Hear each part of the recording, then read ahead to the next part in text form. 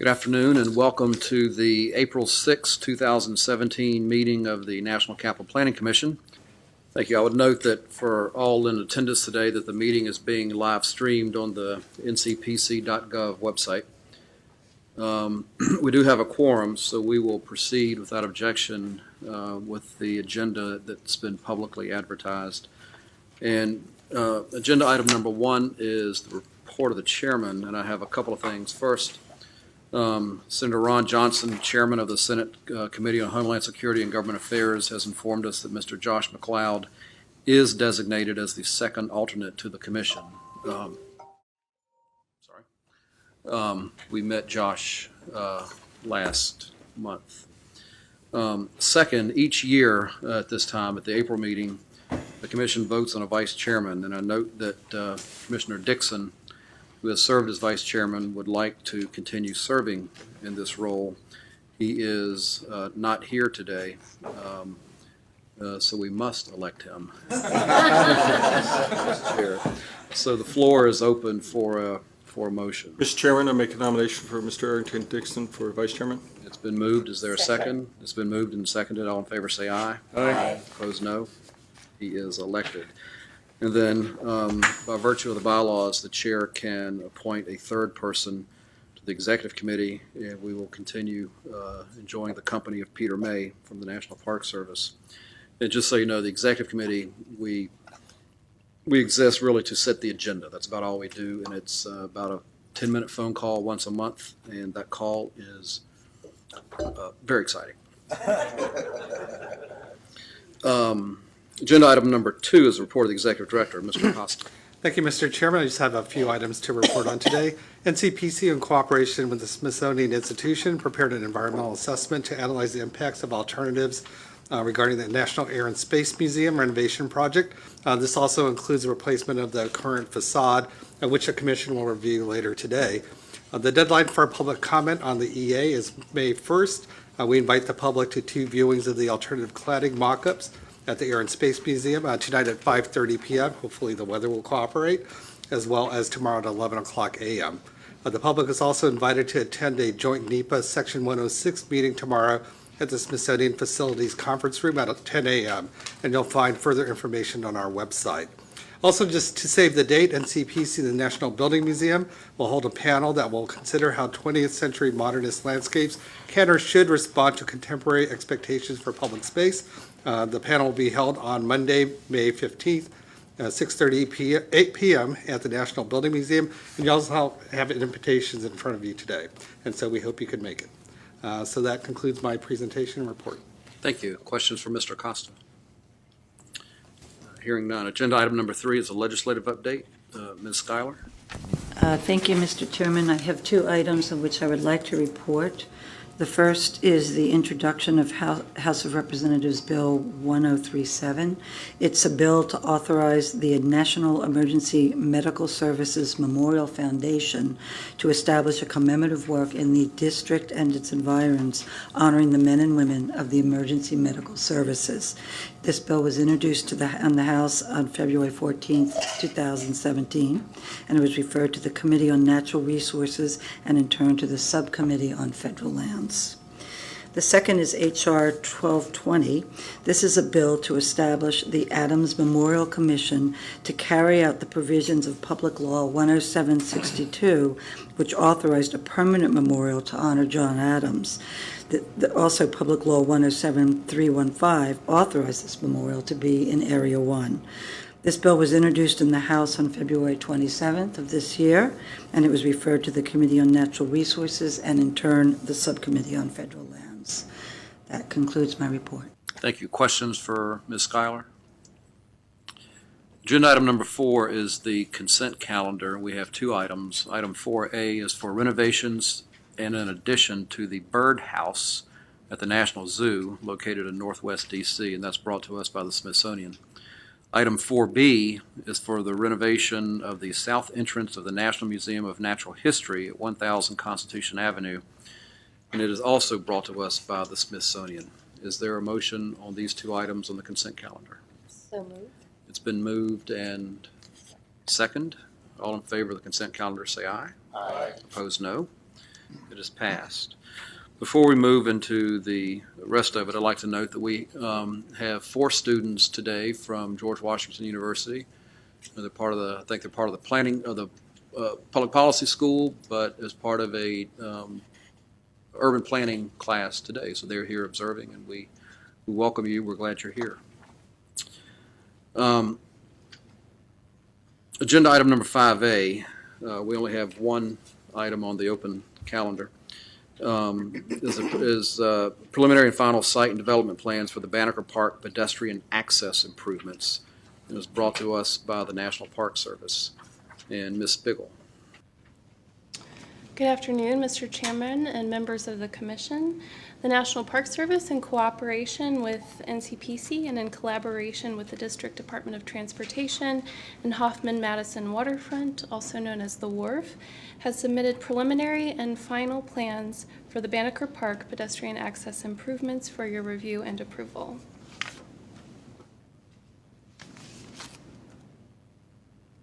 The project is located at the southern terminus of 10th Street, also known as L'Enfant Promenade. The terminus is marked by an overlook and park that is within the National Mall unit of the Park Service. The park was named for Benjamin Banneker, the free African American who completed the first survey of Washington, D.C. Banneker Park is included within the southern portion of Ncpc Southwest Eco District, and Banneker is at the northern edge of the Wharf's new mixed-use development along the southwest waterfront.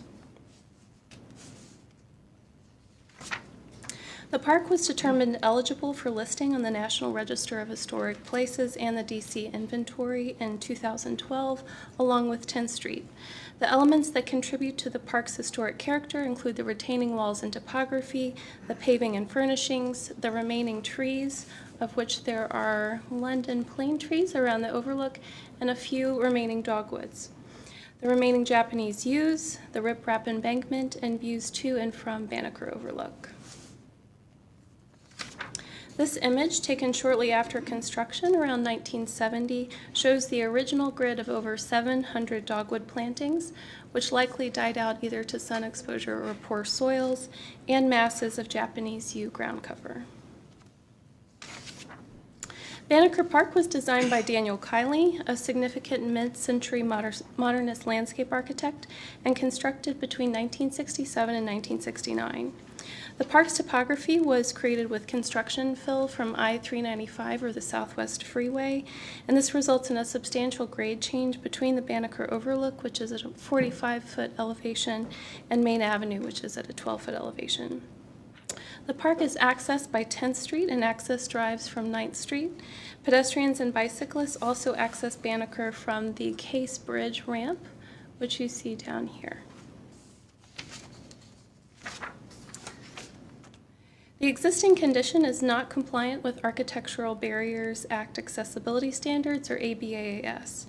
There are no curb ramps for handicapped persons to access the center median or sidewalks, and sidewalks north of Banneker are not ABAS compliant. So staff is requesting that the Commission encourage coordination wherever possible with local agencies to address universal accessibility on 10th Street. The 2 social trails, or informal pathways created by Desire Lines, are on the west, connecting Banneker Overlook to the Fish Market on Main Avenue, and an asphalt social trail on the east, connecting to the 9th and Main intersection.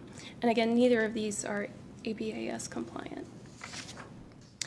Located immediately south of Banneker Park, the Wharf is a new 3 million gross square foot mixed-use development on the southwest waterfront. As part of the 2011 Phase 1 PUD, the Wharf, in coordination with NPS, is required to fund and construct a pedestrian connection from Banneker Overlook to the new street intersection at the Fish Market along Main Avenue. The site plan shows Banneker Park's relationship to the Wharf and 2 important public gathering spaces within it, the District Pier and the Market Pier. In addition, the International Spy Museum is relocating to 10th Street at L'Enfant Plaza. The museum, designed by Rogers, Stirk, Harbor and Partners, is currently under construction and is scheduled to open in spring 2018. With over 500,000 annual visitors, the Spy Museum is expected to bring more activity to Southwest DC. The need for a stronger connection to the waterfront is identified in several planning documents. The Monumental Core Framework Plan of 2009 lays out a visionary plan to connect the Monumental Core to an enhanced southwest waterfront, and the Park Service National Mall Plan of 2010 recognizes the need for improved connections between the mall and the waterfront. Also, previous NCPC planning work set ambitious environmental goals for the area. The Southwest Eco District Plan was accepted by NCPC in 2013 and was widely supported, and includes several goals applicable to Banneker Park: to capture all rainwater and to increase tree canopy cover within the eco district to 40%. In January 2014, our commission completed a concept review for the 10th Street and interim Banneker connection. Several near-term improvements strengthened the connection between the mall and the waterfront. These included wayfinding from the Smithsonian Castle to the waterfront, pedestrian and bicycle safety improvements, and the interim Banneker connection, which you're reviewing today. The Banneker connection is considered interim because Banneker Park is also listed as a prime candidate site in the Memorials and Museums Master Plan. Should a museum locate at Banneker in the future, the connection could be redeveloped. However, this may not occur for 10 or more years. Therefore, the design of the Banneker connection should be lasting and durable, especially given its function as an important gateway to the National Mall. Staff also notes that the Southwest Business Improvement District is putting together a wayfinding package for the area, and that is a separate but related project to the Banneker connection. In 2014, the Commission commented favorably on the concept plans for the Banneker connection and directed staff to use these concepts as guides when designing future development proposals. CFA also reviewed the concept plan in November 2013 and supported the proposed connection and recommended refining and simplifying the design to be more responsive to Daniel Kiley's intent. The NPS and the WRF carried this concept through the NEPA and Section 106 process. These were the two EA alternatives reviewed by our Commission in April 2016. The Commission supported selecting the preferred alternative B because it is sympathetically designed to the Banneker Overlook and best meets the purpose and need of the project by addressing all existing social trails while providing universal access to the intersections on Main Avenue. The Commission found that alternative C does not address the existing social trails and was redundant in the location of the stair and ramp. The National Park Service issued a FONSI for the preferred alternative in July 2016 at the close of the public comment period. The preferred alternative replaced the existing riprap embankment, which you see up above, with a 10-foot high retaining wall. In May 2016, CFA reviewed the revised concept and commented that reducing the excessive sidewalk width on Main Avenue would result in a similar decrease in the retaining wall height. This view from the wharf development looking north shows the proposed retaining wall curvature that is compatible with the form of Banneker Overlook. At the time, the applicant was exploring integrated design details, which included an integrated bicycle trough to create a more user-friendly bicycle connection and an integrated stormwater management feature to showcase environmental performance. In this view, looking northwest from Main Avenue and 9th Street, you can see the improved eastern ramp, the bioretention facilities on the north side of Main Avenue, and a portion of the retaining wall. When CFA reviewed the revised concept in May 2016, they recommended locating trees to provide shade along pathways, replanting Japanese yews in volumetric masses, and using alternatives to turf grass in the open sloped areas of the site. So the final site development plans incorporate comments received from our commission, CFA, and through consultation with DDOT. I'll describe how the applicant has addressed these comments with regards to improvements to pedestrian access, bicycle access, and the landscape. Notable modifications to pedestrian access from the EA preferred alternative include elimination of the L-shaped sidewalk that was located in the center median here. The addition of resting areas on the existing sidewalk to the north of the access drive per DDOT suggestion, and narrowing the Main Avenue sidewalk in order to lower the retaining wall height down to 8 feet per CFA's recommendation. In 2016, the Commission recommended that the applicant evaluate shared use pathways as well as designs that separate pedestrians and bicycle traffic. Space required to safely accommodate pedestrians, bicycles, and buses turning around Banneker Overlook, and designs that are coordinated with planned improvements to Main Avenue. The applicant responded to the Commission's request to evaluate turning radii for buses, which you see here, and consulted with DDOT's ADA and pedestrian coordinators. The applicant concluded to use a bicycle lane to connect the Francis Case Memorial Bridge ramp to the Anacostia Riverwalk Trail on the south side of Main Avenue. And just to briefly point out, the sidewalk improvements at Main and 9th Street down at the bottom, dashed in red, are a separate project completed as part of the Wharf's Main Avenue improvements. Last year, the Commission requested a stormwater management plan that meets local and federal standards. Staff notes the project is located within the Anacostia Waterfront Development Zone, the AWDZ, where DOEE has stricter requirements for stormwater management and tree canopy cover. The applicant's plan meets stormwater regulations by including 4 bioretention elements. These provide on-site stormwater retention and water quality treatment volumes that exceed DOEE's requirements and are generally consistent with the Federal Energy Independence and Security Act recommendations. Staff notes that while the National Park Service is not required to meet local tree canopy targets, the applicant should strive to achieve the DOEE and Southwest Eco District goal of 40% tree canopy cover. Staff is asking that the Commission recommend the applicant consider additional tree plantings to provide shade to park users as well as other environmental benefits while considering views to the Washington Monument and views contributing to Banneker Park's historic resources. So for example, additional trees could go on this eastern hill slope here where there's currently open lawn. The final plans also respond to CFA comments on the landscape design. The applicant has located trees to provide shade along the pathways and resting areas. You see a mixture of shade and ornamental redbud trees, which have a similar shape and branching structure to dogwoods that were originally planted but are more resilient.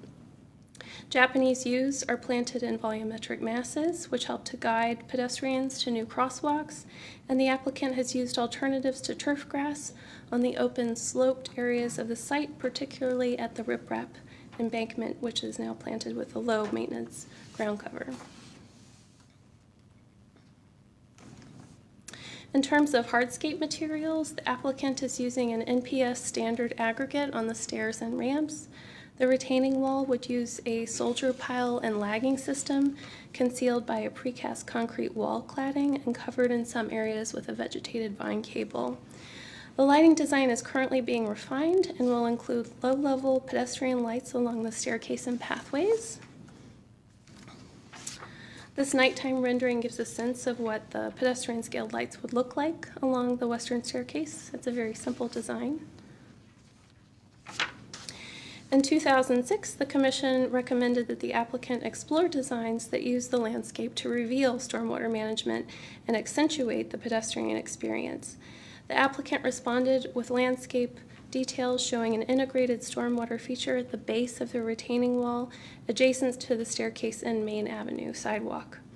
The applicant also responded to CFA's comments to reduce the retaining wall height from 10 feet down to 8 feet. In this view, looking towards Banneker Park's southern slope shows the retaining wall's reduced height. The applicant submitted several ideas for vegetated slope stabilization that would replace the riprap embankment. The retaining wall and stabilized slopes are visualized together in the lower right perspective, which shows the stair transition to the Main Avenue sidewalk. So in conclusion, the Banneker connection is the first project to be implemented from the Southwest Eco District Plan and will allow pedestrians and bicyclists to safely access the new Southwest waterfront development while demonstrating leading environmental performance. Therefore, it is the Executive Director's recommendation that the Commission approves the preliminary and final site development plans, commends the applicant's efforts to coordinate the project with NCPC and other stakeholder agencies, recommends the applicant consider additional tree plantings for shade and environmental benefits, and encourages coordination wherever possible to access universal accessibility on 10th Street. That concludes my presentation. I'm happy to answer any questions. I also see we have the landscape designer and the National Park Service here. Thank you, Ms. Spiegel, very much. Mr. May, you have items to add? I would only add, thank you very much for all of the work of our partners on this project, and it has been a very large group effort getting it to this point, so I appreciate everyone's efforts and the staff's efforts in this report as well, and in their coordination with us, and look forward to its approval. Questions or comments, discussion on the EDR? Mr. Shaw. So thank you, Mr. Chair. I think this looks like a great project, but I just still want to make sure that this is going to be turned into a community amenity as well. The Wharf is a really big development that's going to transform Southwest. And so I hope as we continue to think about this, that there's a formality to it for guests, but, you know, this is one of the open spaces, one of the open green spaces for the Wharf. And so just as we continue the programming, then I think we should think about how it best meets the need for a new significantly sized community and guests as a whole. And then so in particular, I think one of those where you circled some potential trees. I'm not sure about the slope, but just once again, the need for sort of open green space versus formal trees. And, you know, so I think it's a great design, but just once again, understand that the urban context versus just the site context, I think it's be really important. Other questions or comments? Ms. White? Just a brief comment that this is a much improved plan than what we had seen previously, so my compliments to everyone involved. Mr. Gauss? I also just have a minor comment that this has just been a long time coming. This has been an impenetrable wall, and the connection and the down to the development at the waterfront is going to be so important to bringing this place into the city. So we're very, very excited to see this. So thank you for all the hard work. Beautiful plan. Thank you. Terrific. Hearing no further discussion, is there a motion on the EDR? It's been moved and seconded. It's been moved and seconded. All in favor of the EDR as written, say aye. Aye. Opposed, no. Passed unanimously. Thank you, Ms. Spiegel, very much. We'll move into a couple of two information presentations. Agenda item number 6A is the building exterior, vestibules, and site improvements for the National Air and Space Museum. It is submitted to us by the Smithsonian Institution, and we will focus on the exterior cladding. And I'll note for those in attendance that the commission took a field trip this morning in the rain to see the cladding that's on display outside of the museum. I'll further note that the public can comment on the environmental assessment through May 1st. There will be opportunities on April 6th and April 7th for the public to see the mock-ups and learn more information. So Ms. Lee. Thank you. Good afternoon, Mr. Chairman and members of the Commission. The Smithsonian Institution is here today to provide an information presentation on the exterior cladding options for the National Air and Space Museum. They are seeking comments on the cladding alternatives based on aesthetics and historic preservation considerations. I'm going to provide a brief introduction to the larger project before I turn the presentation over to Ann Trowbridge, who is the Associate Director for Planning at Smithsonian. You may be familiar with the site from our field trip this morning. The museum is located on a 10-acre site along the National Mall. The site occupies 3 city blocks and is surrounded by Jefferson Drive to the north, 4th Street to the east, 7th Street to the west, and Independence Avenue to the south. As a reference, the future Eisenhower Memorial is located here to the south. Here is the project review timeline. Smithsonian provided an info presentation to the Commission back in July 2014. And last summer, the Commission provided comments on the concept design, which focused mostly on site improvements, including landscape, perimeter security, vestibules, and photovoltaics. The building exterior was not included in the concept design. Smithsonian is here today to provide an info presentation on the exterior cladding options. You can see highlighted in the timeline, and we anticipate that the entire project will come back before the Commission in July. Here are some images of the main project components that we reviewed in 2016 as part of the concept submission.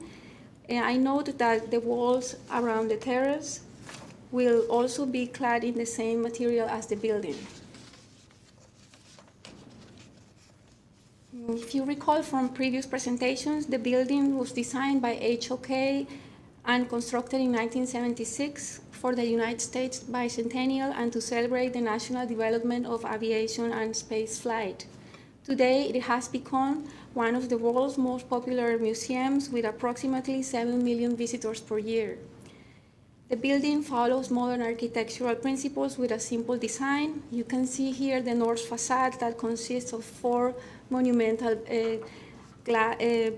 blocks clad in Tennessee pink, and also you can see separated three recessed glass bays. On the south side, you can see an alternating large and small solid boxes. The museum is a contributing element to the National Mall Historic District, which you can see here highlighted in purple, and the building responds to the surrounding context, in particular the National Mall. The symmetry of the National Air and Space Museum and the west building of the National Gallery, located to the north across the mall, was designed to frame the Capitol. In addition, the building massing, height, and location of the main museum entrance were informed by the west building of the National Gallery of Art. You can see here the air and space in front of the west building of the National Gallery. Overall, the National Air and Space Museum existing cladding has the same material as the National Gallery of Art complex and the National Museum of American History, located a few blocks across the mall. These buildings are mainly clad in Tennessee pink. The Tennessee pink limestone continues into the Air and Space Museum interior atriums. The existing stone panels on the interior are in good condition, as you can see in this picture, and it will remain, while the exterior Tennessee pink cladding is experiencing significant warping and needs to be replaced. Smithsonian is analyzing different replacement alternatives. Lastly, as included in the report of the Executive Director, Ncpc and Smithsonian prepare a draft environmental assessment for the entire project, including the proposed cladding alternatives that you saw this morning during the field trip. Concurrently, we are conducting Section 106 consultation, and we released the EA for public comment last Friday, and the public comment period will last until May 1st. As part of the EA public review process, we will hold a joint NEPA Section 106 meeting tomorrow morning and also provide 2 opportunities for the public to review the cladding mock-up on site. After the 30-day review public, Smithsonian will evaluate the comments on the EA and make a determination on the cladding alternative. And with that, I would like to turn it over to Ann Trowbridge, who will discuss the alternatives in more detail and ask your comments on the cladding in terms of aesthetics and historic preservation. And I also wanted to mention that because of the weather this morning, I want to let you know that we have some pictures available from last week where it was a little bit sunnier, if you want to see the stone in the dry conditions. Thank you. Thank you, Ms. Lee, and good afternoon, Chairman Bryan and members of the Commission. It's been about since last summer that we were here in person for a presentation, and before we move on to our next big project, I wanted to thank you all for the help that you gave the Smithsonian in opening our new National Museum of African American History and Culture on the Mall. It was a major undertaking for us all, and I think is a much better building for the public process. So thank you on behalf of the Smithsonian for your significant participation over 10 years in that project.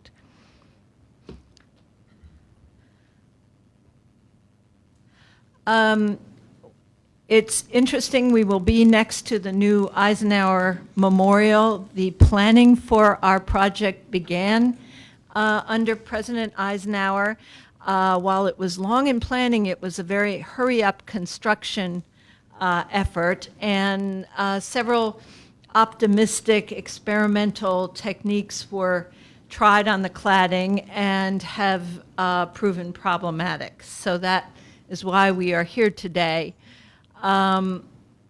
We have a building which contributes to the National Mall Historic District and will likely be individually listed eventually in the future. It is nearing that age when we evaluate our buildings for that purpose.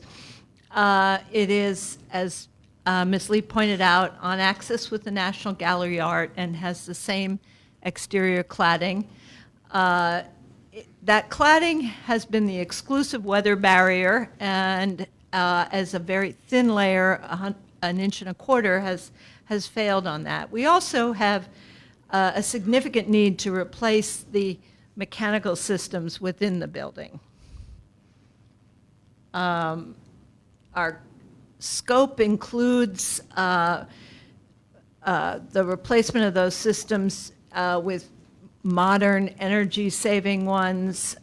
We want to improve access and security queuing for the public. You saw today, those of you who came out, how crowded we get at our busy season of the year and when the weather is bad. And the new vestibules and entrance improvements will go a long way to making the overall visitor experience better. Today, we're looking at the cladding, but that is one of a number of components. The top four, the ones subject to your review, but also inside, private funding will pay for a complete rehabilitation of the exhibit galleries that has already begun with reinstallation with the Milestones exhibit in the main entry lobby. This proposed site plan we brought to you for concept design comments last summer on the hottest day of the year.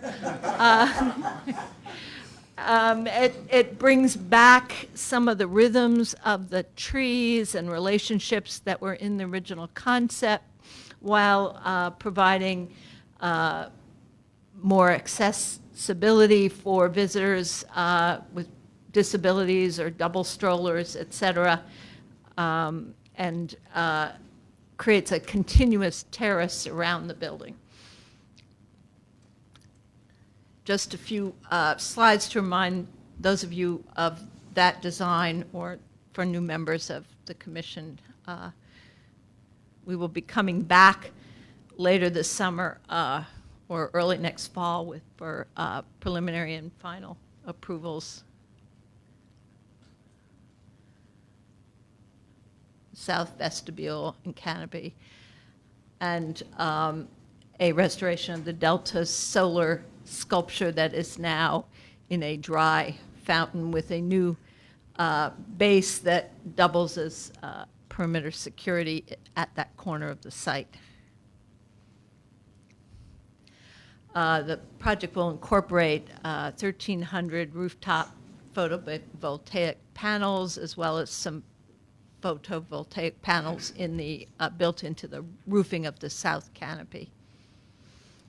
As Ms. Lee explained, the existing cladding has warped, partly its thinness, partly the fact that it had sprayed insulation on the back side of it.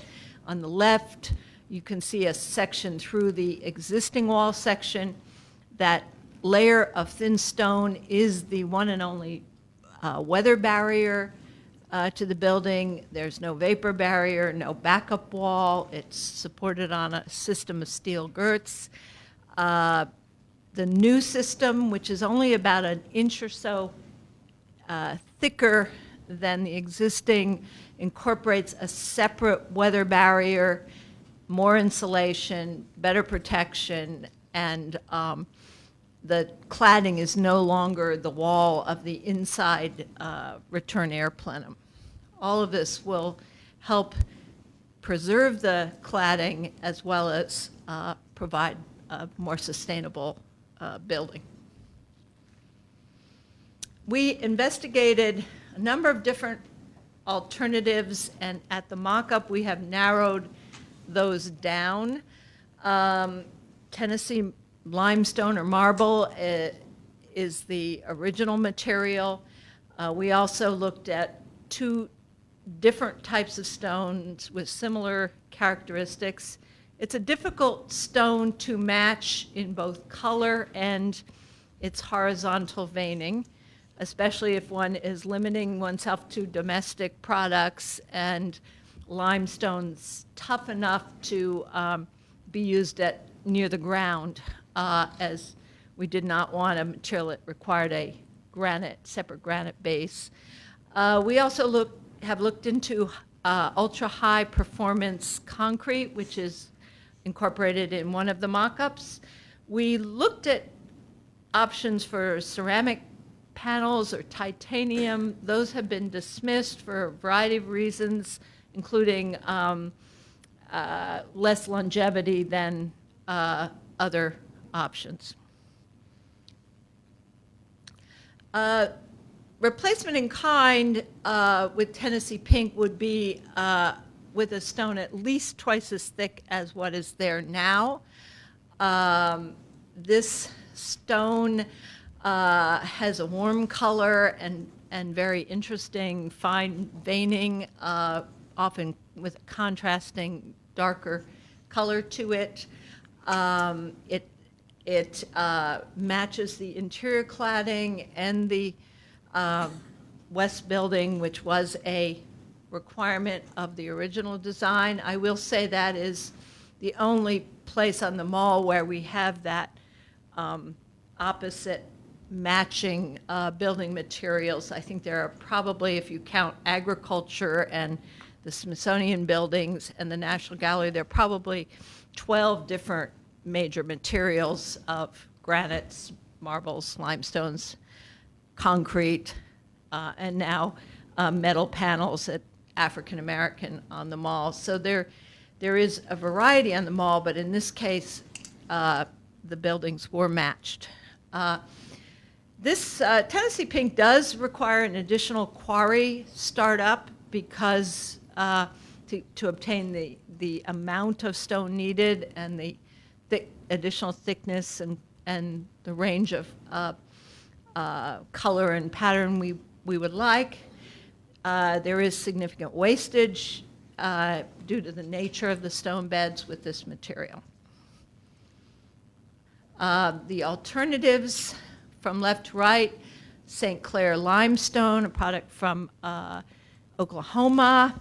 It too has a horizontal veining, not quite like Tennessee pink, but a nice horizontal veining. It is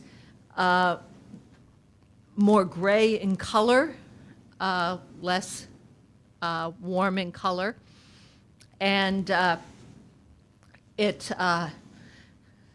has the same durability in the proper thickness as other natural stones. We also have evaluated Echo Lake granite. That has a distinctive swirly sort of pattern, which is very different from Tennessee pink, but also quite beautiful. It is one of the stones closest in color range to the Tennessee pink that we were able to identify. As a granite, it is a very dense stone. It does darken considerably with when wet, as you saw today, which brings out some of the darker swirly character of it. When it's dry, it blends in very well with the Tennessee pink. We also looked at high-performance concrete, that you can achieve a color similar to the existing. You cannot get that variation in graining and texture unless you make grooves in it, and then it's more like a shadow line.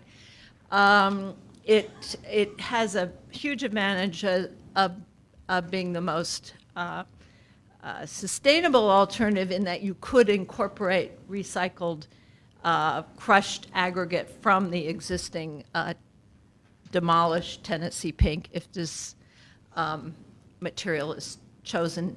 We have some experience with it installed in the African American Museum porch canopy. It is a relatively new material whose longevity has not been fully determined. It's promising, but it just hasn't been there that long. The man-made appearance may not be as compatible with the monumental and iconic buildings of the National Mall.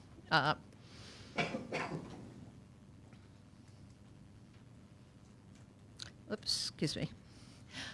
This is the mock-up we visited today. If anyone has not seen it and wants to come by, please contact us and we will meet you there and open the gate up for you. We constructed it so that you could go inside those little glazed areas and see what it would be like to look at the Tennessee pink on the inside and either Tennessee pink or something else on the outside. We also used this mock-up to test some options for pavers when we have finalized a decision on the cladding. We will also come to you with a proposal for paving. I think our initial findings are that the darker and grayer paving materials seem to be a good fit and compete less with a pinkish warm material than the pinker paving materials.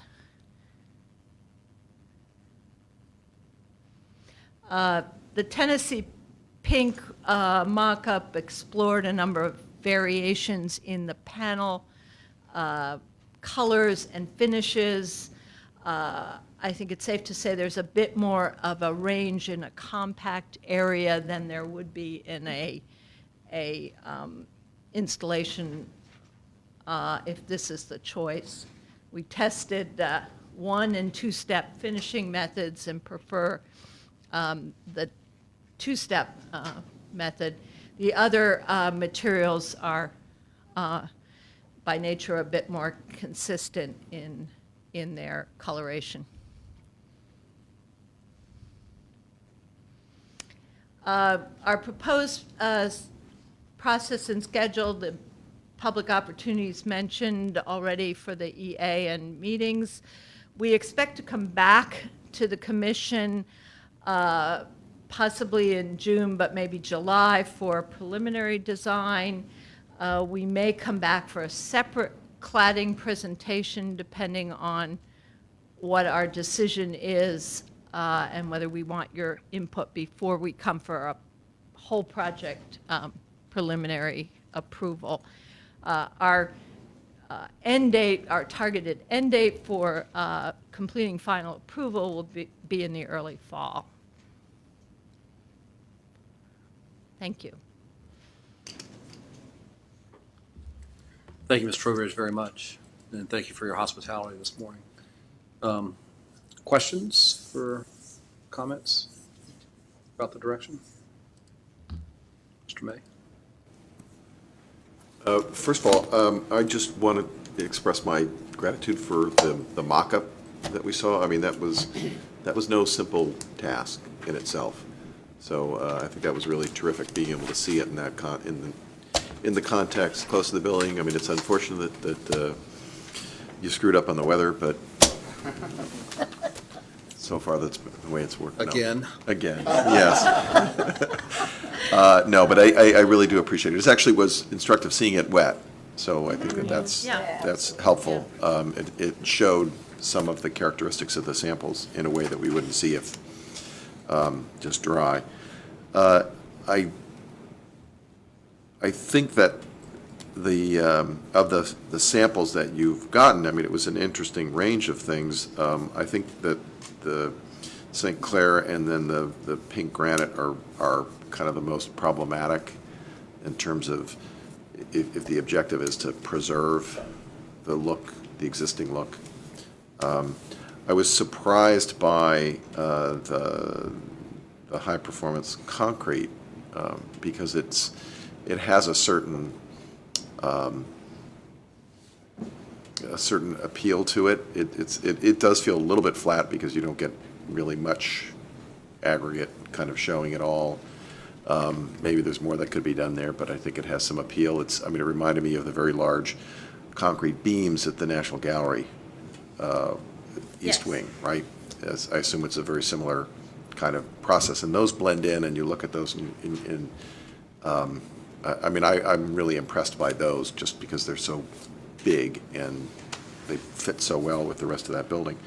Of course, Tennessee Pink, if you can solve the technical problems, seems like a perfectly viable solution, but I know it's also probably a very costly and complicated one.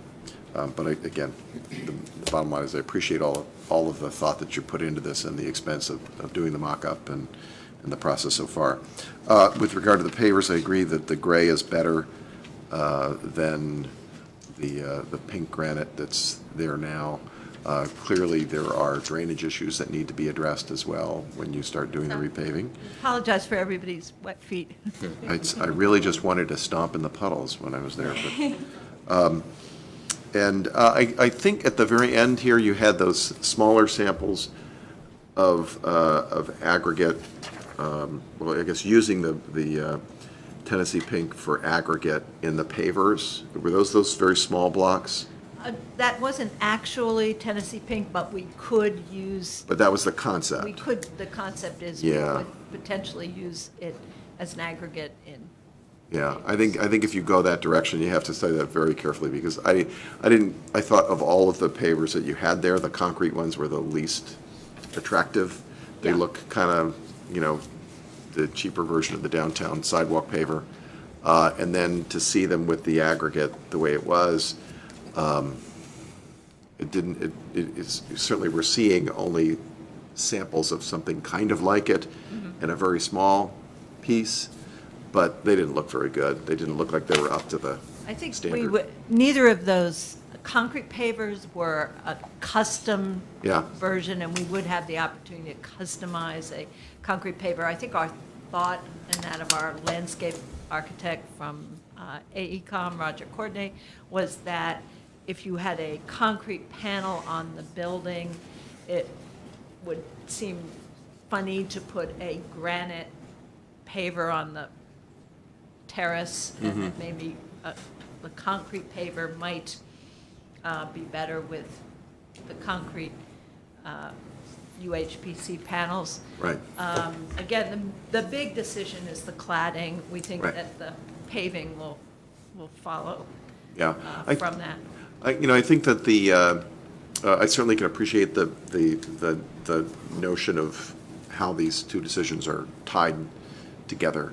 I would just note that when it comes to concrete pavers, you have to ease the edges on those, and it makes it very apparent that it's a concrete product. Right. It's sort of like the micro bevel on your wood floors and things like that you get in the pre-finished floors, and you can see that it was, this is all factory made. And as opposed to the very tight, sharp granite surfaces that you have right now, which, except for the fact that there are probably some problem areas and the fact that the pink kind of clashes with the pink of the walls, it's just from the visuals of how tight those stone pavers are. I think they really look good, and to go to concrete would be something of a step down. The original pavers were concrete. They didn't do so well. They were replaced in the mid to late 80s, I believe. Yeah. What's there now? Yeah. Who approved that? Just kidding. No need to answer. CFA. Thank you. Quick comment, Mr. Chairman. I don't think pictures ever do materials justice. So I absolutely agree with Mr. May. This, first of all, the mock-up is perfect in terms of interior, exterior vision, and then the selection and the differing selections of the materials. And a quick aside, I think for pavers, I think you'd probably want to select those after you pick the facade material and then see how each interacts together. I can say I was excited about a concrete material when reading this, and when I looked at the pictures I thought, ugh, what a mistake, and it totally changed looking at it today. I think for me that was the strongest material out there. You still get the variations with the panels. There's kind of the patchwork that you see on the original piece. I understand that the veining or the texture might not be there, but I also think that the architecture of this is masses. They are blocks that are tied together intricately that make a uniform piece of, I think, exciting architecture. That seems to me, in its new era, almost strengthening that aspect of it. The last piece I would say just briefly is I was very pleased to see a different coloring variation on the glazing. And I think the moving away from the bronze and the dark color of the fenestration is a great move, and the blue tint is one of my favorites. So.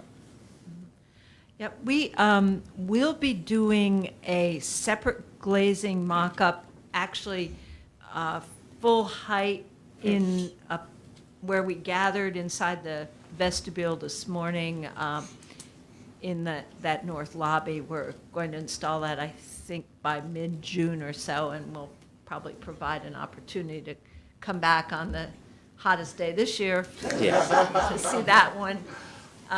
But we're still not final on the glazing, but that will help us finalize the glazing. Great. Mr. Cash?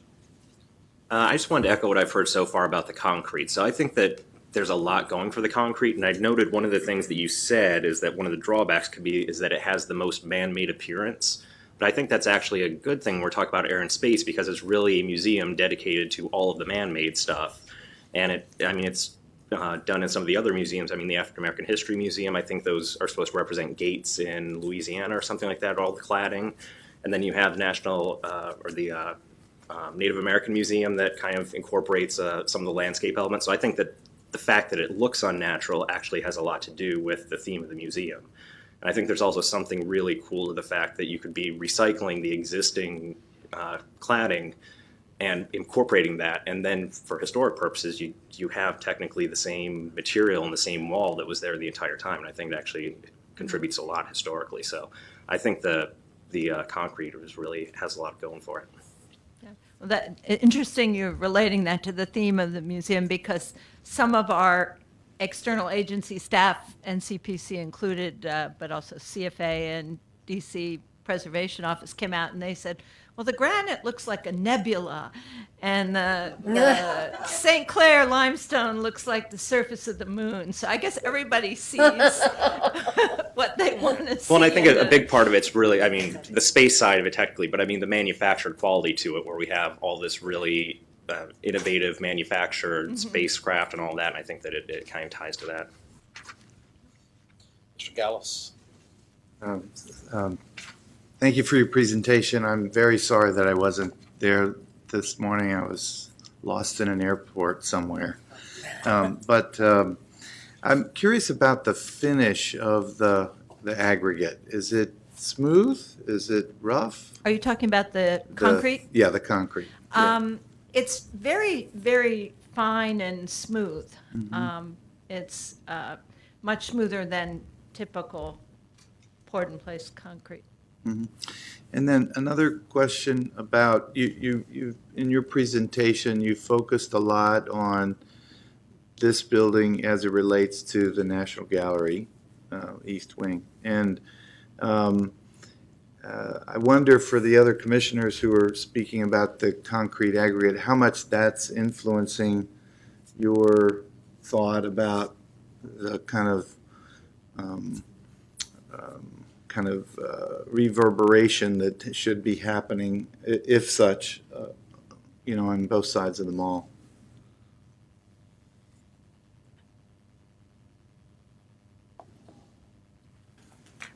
I'm not sure I fully understand, but I think that it's not the sort of circumstance where you can stand in the middle of the mall and appreciate the fact that you're surrounded by these similar materials. I think it's a matter of having that a certain continuity of the experience, because people will be going back and forth and seeing and appreciating all of that. I mean, you certainly have buildings that are of very different material along the mall as well. I honestly don't think that it's really about what's across the way. It's really about the fact that there's an inherent beauty in what was there, or what's there now, even though it's starting to fail. So that's my thought on it. And just one other question for those of you who saw it. Do you, and Peter in particular, your comments talked about the problematic nature of the Tennessee Pink and the St. Clair. You didn't talk about the Echo Lake. Do you have a comment about that in terms of how it related to the aesthetic? All right, I'm mixing up which one is which. So Echo Lake is the swirly the granite. swirly one, yeah. I mean, for me, that was the nebula, right? That's the easier way for me to remember it, the craters of the moon and the nebula, whatever. It seemed just really, really busy. Yeah. And I think it was pointed out that was emphasized by the fact that it was wet. Yes. And it just seems so busy, and seems sort of contrary to the simplicity of the building. Seeing that great big field of pink, but knowing that it's cut from natural stone and has there's something to see when you get up close to it, and then seeing the big field the way we see it, here in the background. Seeing that with the swirling material, it would just be kind of disconcerting, I thought. Thank you.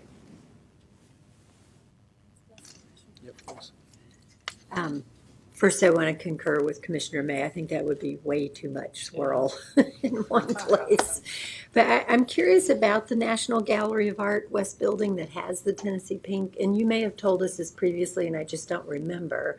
But are they having the same problem with warping? No, they was have because had of how it was some, installed, a or- few issues, but they have thicker stone. I believe it's 3 inches nominally thick, and they have a concrete backup wall, concrete masonry backup wall behind that. It's more traditional construction. Both the new and the old have the traditional masonry backup walls, the east and west buildings. But the East Wing they completely redid the hanging system for Yes, the that was stone. what they replaced a few years ago. Yeah, it was a with different the- kind of failure, but there was a failure Right. that was Yes. happening. Yes. We've been in touch with our colleagues there throughout the project. Perfect. Thank you, Ms. Trowbridge, very much. And Ms. Lee, thank you. Thank you very much.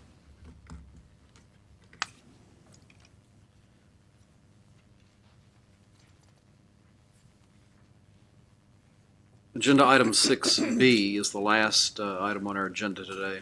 It's an informational presentation on the Purple Line light rail facility. In the future, we will review 4 sections of this project located on federally or federally acquired parkland. So we have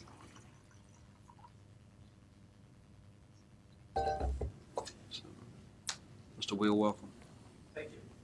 Good afternoon, Mr. Chairman and Commission members.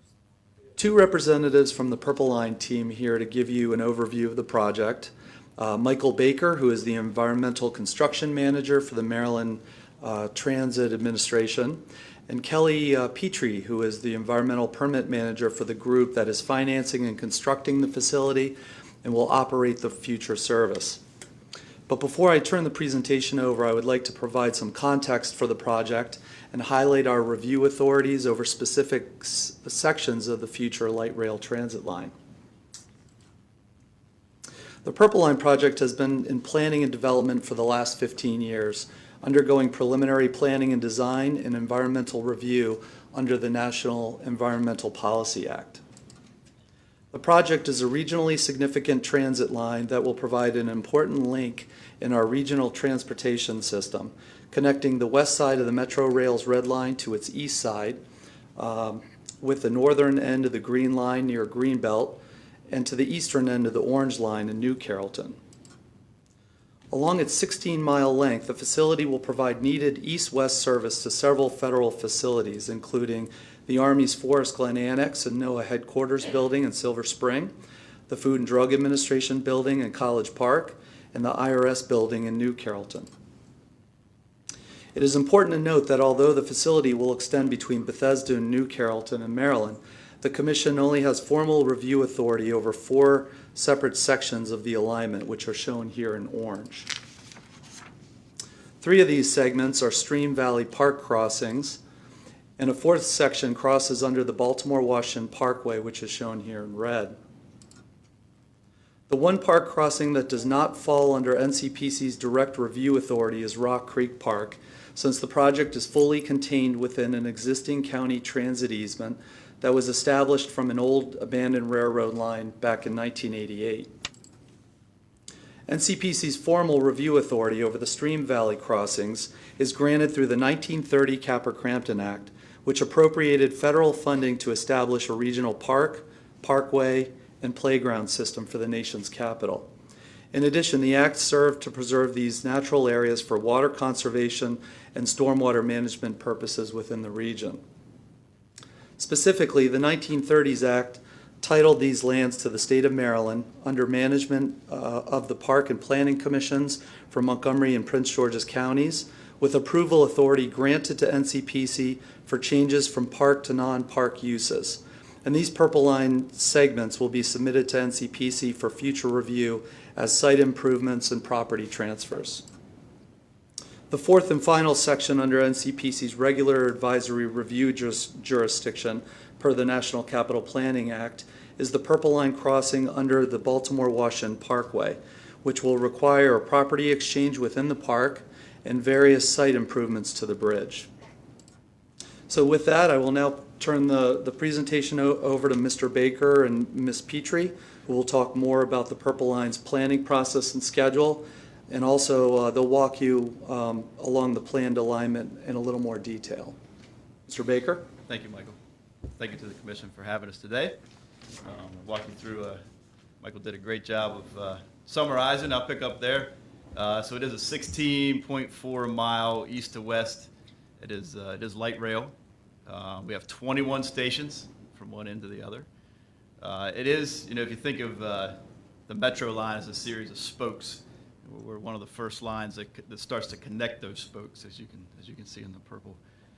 We started at the New Carrollton station, the Orange Line in Prince George's County, and it heads generally west, kind of follows the arc of the Capitol Beltway, inside the Capitol Beltway.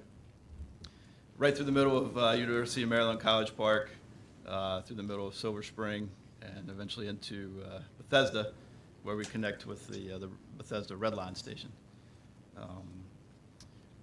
One of the great aspects of this is the connection to existing metro lines. There's 4 different metro lines, including touching the Red Line twice. as well as 3 different connection points with Mark Commuter Rail, also run by MTA, and Amtrak, which is over at the New Carrollton Station. So a lot of interconnectivity. Take a look for the future regional system, which is certainly a combination of WMATA's system and MTA's system, both in Washington, D.C., surrounding areas, and Baltimore. And again, the purple line is kind of central to everything. And the other thing of note is that everything is continuing to extend out into the suburbs towards Dulles. And again, the purple line is still one of the only transit systems that is sort of connecting those lines, which is important. I'd like to give you an update on just where we are on the project status. Purple Line's probably not been to the commission for 4 years or so.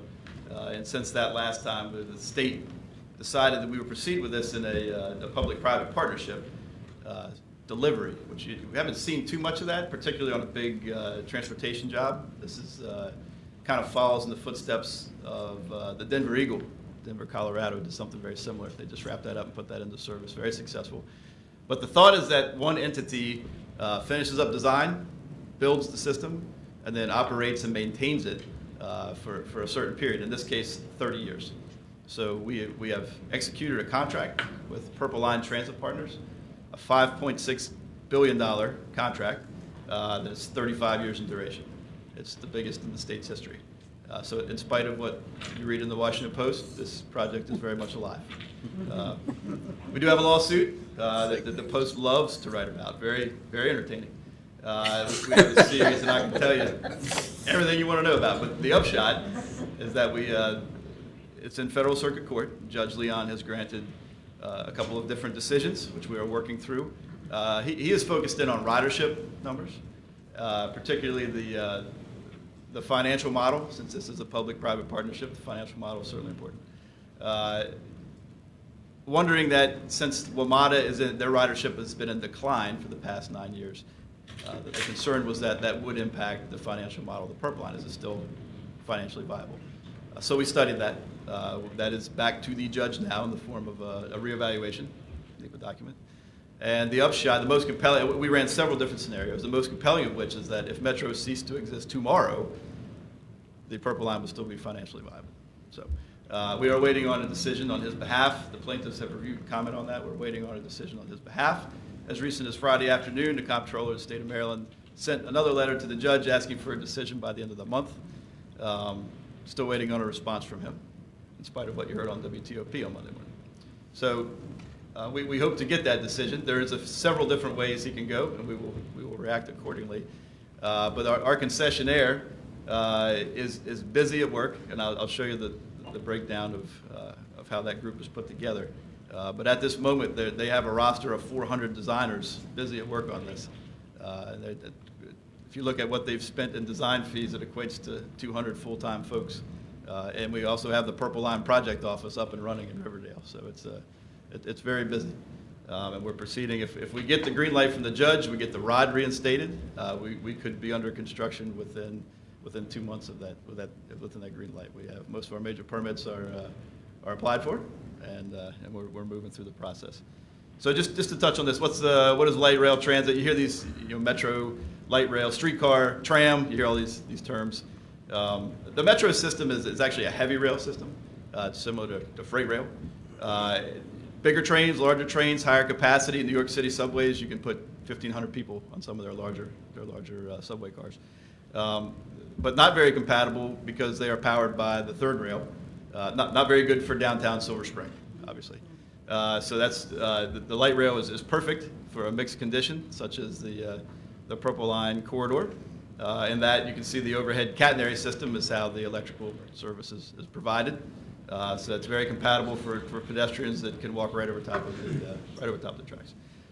Streetcars and light rail, very similar. Streetcars are a little smaller, a little tighter turning radiuses, a little more nimble. But we like the light rail transit option, and our cars will be, from a capacity standpoint, some of the larger light rail transit cars in the country. Dallas-Fort Worth has a similar system. Our cars will hold about 200, which we liked that about it. So as far as, right, so here is the concessionaire that we have selected. It took us about 2 years to walk through procurement. We're very careful about it. And we ended up with a very good product. I mentioned the Denver Eagle before. This is essentially the same team that designed, built, is now operating the Denver Eagle, which was great. And their price was about $500 million less than the next bidder. So we not only got the team we wanted from a quality perspective and experience perspective, their price was very advantageous as well. So you rarely get that. You rarely get that mix. Now I'll let Kelly expand on this as well. But just from the MTA's perspective, I've been on some large design builds in the region. Most recently, the Intercounty Connector. I've been very impressed with this team.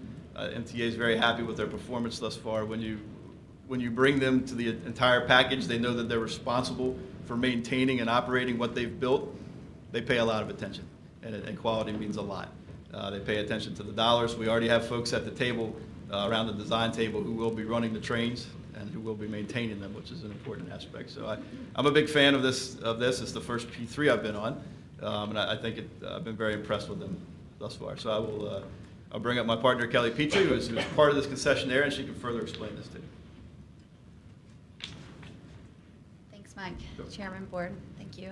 Just to go over a couple more details of the organizational structure, you can see the color coding. Is there a color here? The PLTP, that's the finance investors, and then where we are now is the design build, the blue. Floor Excuse me, lane. Kelly. Yeah. I'm sorry, you're not allowed to use a Thank you. laser pointer. Thank you.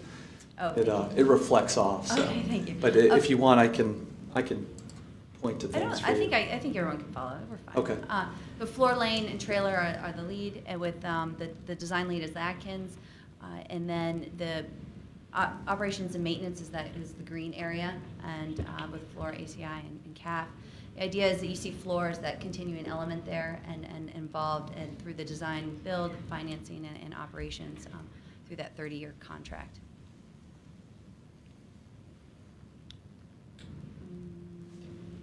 It's not letting me go to the next one. There we go. I'll advance for you. The project schedule, 2013, we had the FEIS accepted by FTA, and the record of decision was 2014. And that same year, we had the MTA issued the request for the P3 proposal. In 2016, the concessionaire PLTP was selected. And right now, we're in final design. Through 2021, right now is the current hope. Here's the alignment again that Michael showed you, with the Bethesda being the western terminus and New Carrollton being the eastern terminus. Those green areas are the stream valleys that are Capper-Crampton. Oops. I think I got it to start working. So yep.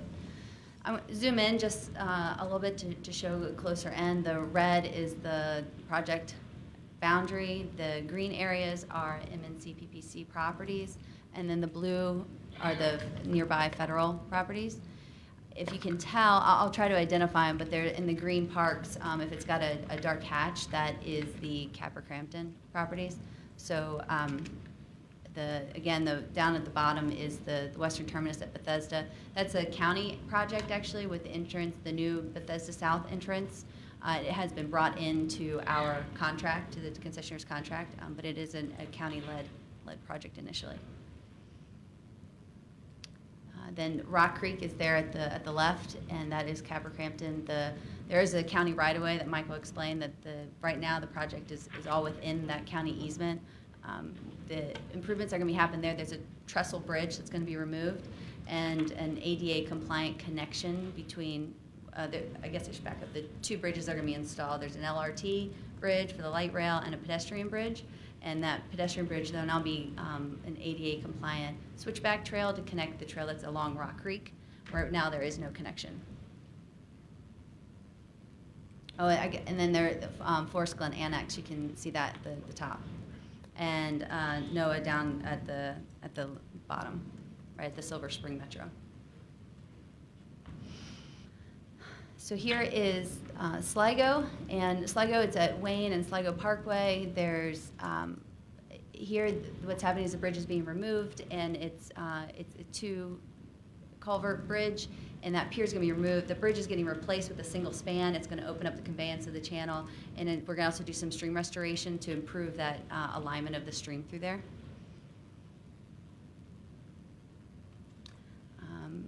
There is, I wanted to mention, there, you see a gap in the LOD, in the red area. That's actually where there's a small tunnel. It's called the Plymouth Tunnel.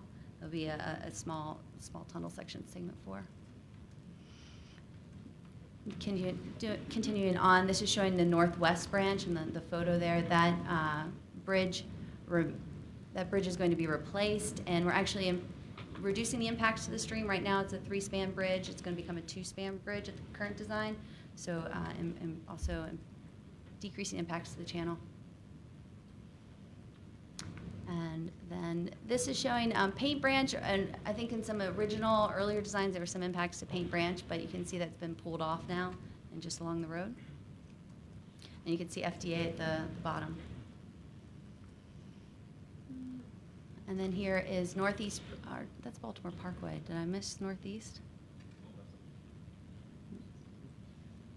Okay, so then the, I'm sorry, there's Northwest, and the picture's Baltimore, I'm sorry. So for this Northwest bridge, it's going to stay in place, but there's going to be an additional bridge added adjacent to it to the south. And then Baltimore-Washington Parkway, it's, you can see it towards the right.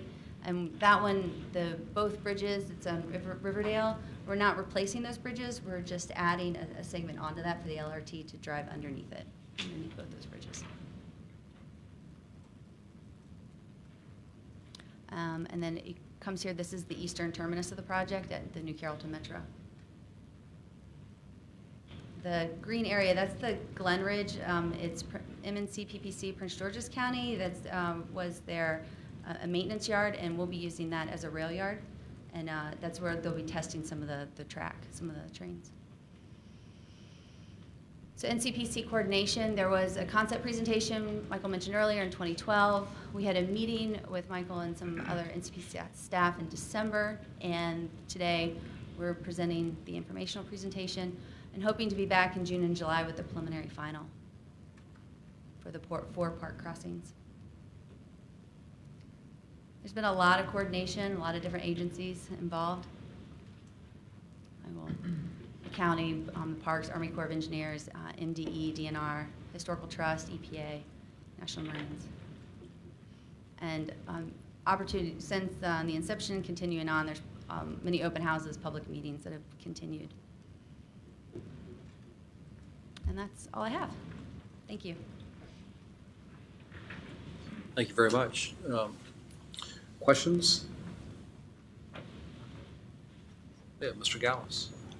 Well, I'm the Maryland representative, so I'd like to just say that I really welcome this move. It's really going to enhance the utilization of mass transit throughout the region, and the connectivity has been a problem for many of my employees who would like to ride the Red Line but don't want to ride it in and then back out, or vice versa.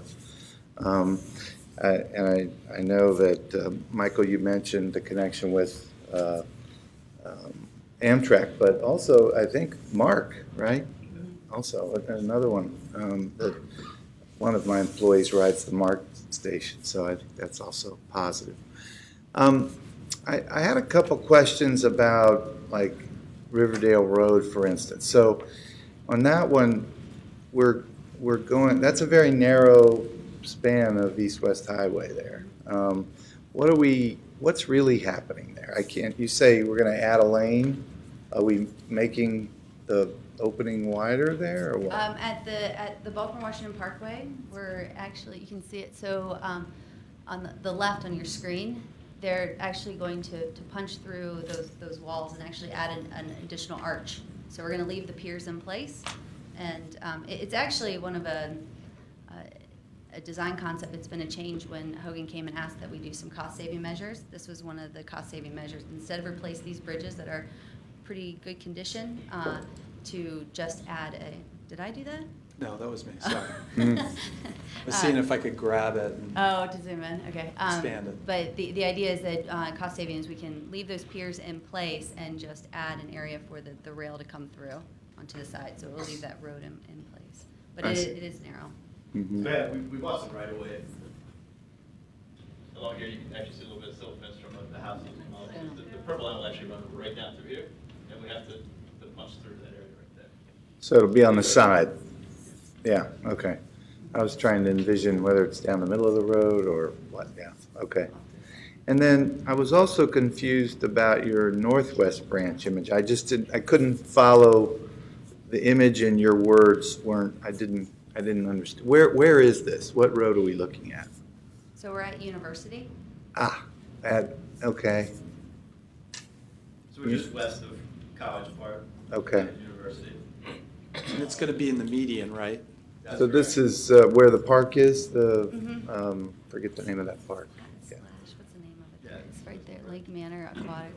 Yeah. In this particular case, the purple line's running down the middle of the roadway. We'll actually demolish the bridges that are there now and rebuild everything, including the new roadway bridges for Maryland 193, as well as the light rail transit bridges. Mhm. And what will the stations look like? Will they be raised, or what are we looking at? They have a canopy. They're pretty, I don't know how they're right there on the side, and they've got these small canopies on them. Most are relatively small, and that there are a couple that are a little more elaborate, but most are just the simple canopies and a small platform. And so it's raised, so you step up just a little bit I think that above? depends by station. Yeah. I see, If you're- okay. Yeah. It's an advantage of the light rail cars that they're very low floors, so there's really not much of a step up like some of the other rail systems out there. Well, it's really going to be great. We can't wait to see it happen. Let's make it happen. 2 months. That's what and one other question. When you said by 2021, so would that, are we talking about opening in phases or all at once? All at once. All at once. The idea is that we would be wrapping up design a year before then, and it would be just testing of the track and the electronics and so forth to make sure everything's up and going. In 2021, be ready to open up. So really, be ready for ridership in early 2022. We know that testing can take years. Yes. Look at me. So be careful about that. Learn from the silver line in DC streetcar. And Michael, when you mentioned the 200 person capacity, did you mean per car? Yes, and it's single cars. It didn't look that big in the imagery we were looking at. Right. And so, would it be 2 to 3 cars per train or single? Car trains. That's the advantage. So that they will actually have to purchase less trains, which is a good thing, less to maintain, and our storage areas would actually be able to. So a lot of advantages to a larger train. It was another cost-saving measure that came in. PLTP was this single train, larger capacity. Let's get it done. Oh, yes, I'm sorry, Eric. Mr. Shaw. This is exciting, and I know it's outside my jurisdiction, but it's maybe inside my jurisdiction. I hope that when you guys come back, you have a stronger answer on design. I know that we have had heated discussions over crossings and touchings and awnings and bridges and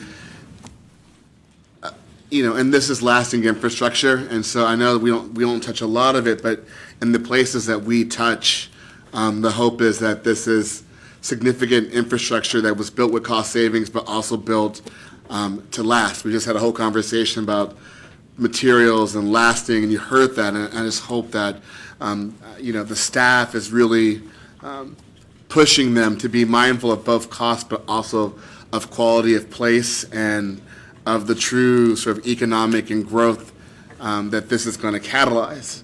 And in the end, just sort of a canopy just sounds so unremarkable for such an outstanding project with so much innovation that's gone into it. Absolutely, we can bring something next time.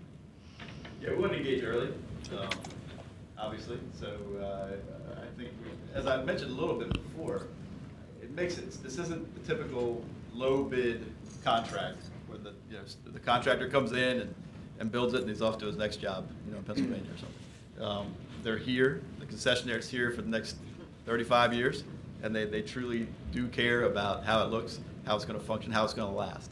And it's evident, it's been evident since day one, so I really like the platform for that reason. So we are developing, I don't know, the design plans are getting really to the point where we can develop some renderings.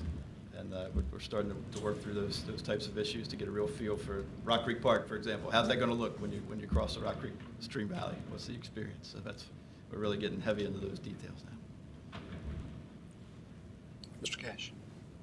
So I have a question about the interaction with Metro. I mean, I understand this is not a Metro facility, but there's several of these stations where they are going to connect. How strong is the connection? Is it you're going to go outside of the Metro fare gates and then you have to punch in again to get onto this? Or, I mean, can you get off at Silver Spring and then you walk down a couple platforms and you can hop on this and continue your journey?